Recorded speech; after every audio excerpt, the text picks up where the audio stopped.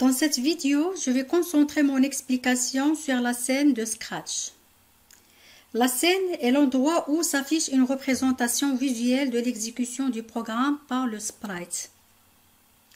Elle mesure 480 pixels en largeur et 360 pixels en hauteur. Elle est divisée sous la forme d'une grille possédant un axe X et un axe Y. Le centre de la scène se situe à la position X égale à 0, Y égale à 0. Lorsqu'on crée un nouveau projet Scratch, la scène vous paraît toute blanche. Et sur cette zone, il vous paraît une miniature de l'arrière-plan appliquée sur la scène. Vous pouvez dessiner sur la scène en ouvrant l'onglet arrière-plan. Cet onglet, normalement, il s'affiche à la place de l'onglet costume. Pour l'ouvrir, il faut cliquer sur le bouton scène. Regardez, quand je clique sur le bouton scène, l'onglet arrière-plan remplace l'onglet costume. Je clique sur l'onglet arrière-plan. Vous voyez afficher sur le côté gauche une liste des miniatures des arrière-plans que vous avez importées ou dessinées dans votre projet.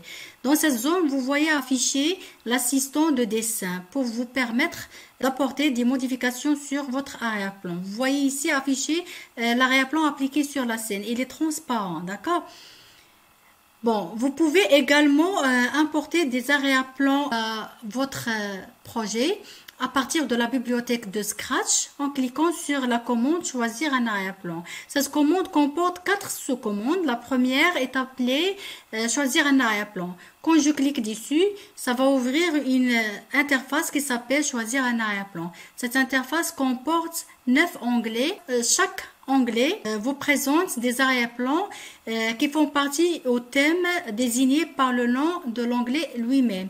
Donc, on a l'onglet Tout, on a l'onglet Fantasy, on a l'onglet Musique, l'onglet Sport, Dehors, Intérieur, Espace, Monde aquatique, Motif.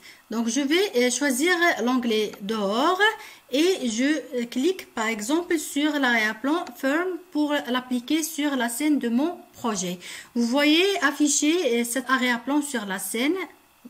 Et une miniature de cet arrière-plan est affichée sur cette zone. Vous voyez même sous l'onglet arrière-plan afficher une miniature d'arrière-plan dans la liste des arrière-plans de votre projet. Et dans l'assistant de dessin, vous voyez que l'arrière-plan est ouvert pour vous permettre d'y apporter des modifications. Je passe maintenant à la deuxième commande, la commande peindre. Cette commande vous permet de créer un nouveau arrière-plan appliqué directement sur la scène de votre projet. Et une miniature de cet arrière-plan apparaît dans la liste des arrière-plans de votre projet sous l'onglet arrière-plan.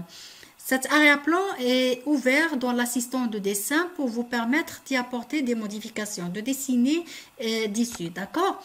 Vous voyez quand j'ajoute une forme ou je dessine une forme sur l'arrière-plan, celle-ci s'affiche automatiquement sur la scène. Et même sur cette miniature de l'arrière-plan appliquée sur la scène, vous voyez afficher la forme que je viens de dessiner sur mon arrière-plan. Je vais vous expliquer toutes les commandes de l'assistant de dessin dans une prochaine vidéo. Je passe maintenant à la troisième commande qui est la commande surprise. Quand je clique dessus, vous voyez afficher sur la scène de votre projet un arrière-plan au choix du système. C'est le système qui choisit l'arrière-plan qui va être appliqué sur la scène. Donc, vous voyez aussi sur la liste des arrière-plans qui se trouve sous l'onglet arrière-plan afficher une miniature de l'arrière-plan appliqué sur la scène.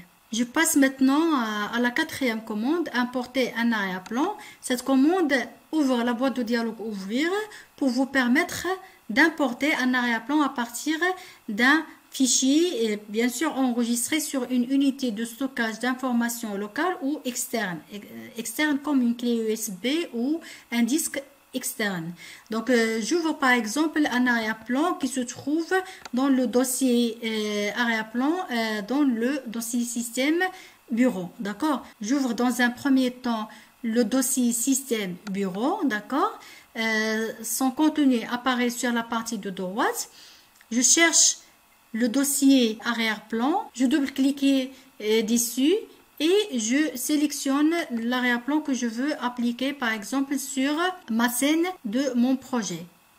Je clique dessus et vous voyez afficher l'arrière-plan sur la scène de mon projet, d'accord? Donc vous voyez même une miniature de cet arrière-plan est affichée dans la liste des arrière-plans sous l'onglet arrière-plan. Vous pouvez aussi appliquer des modifications sur l'arrière-plan importé à partir du dossier arrière-plan, puisque bien sûr cet arrière-plan est ouvert dans l'assistant de dessin. Il y a d'autres commandes qu'on peut appliquer sur les arrière-plans. Regardez, quand je sélectionne l'arrière-plan, vous voyez afficher sur sa miniature une icône.